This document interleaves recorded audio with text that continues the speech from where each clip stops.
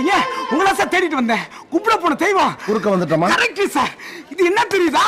இது வரைக்கும் சின்ன சின்னதா அடிச்சிட்டு இருந்த, இப்போ கண்டக்டர் பேக் அடிக்கிற அளவுக்கு ப்ரொமோஷன் ஆயிட்டியா? கரெக்ட். இன்னைக்கு எனக்கு ப்ரமோஷன் தான். இது எந்த கண்டக்டர் பேக் தெரியுதா? அங்கே பார்.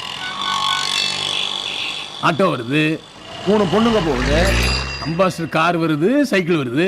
அவனும் வருவான் சார்.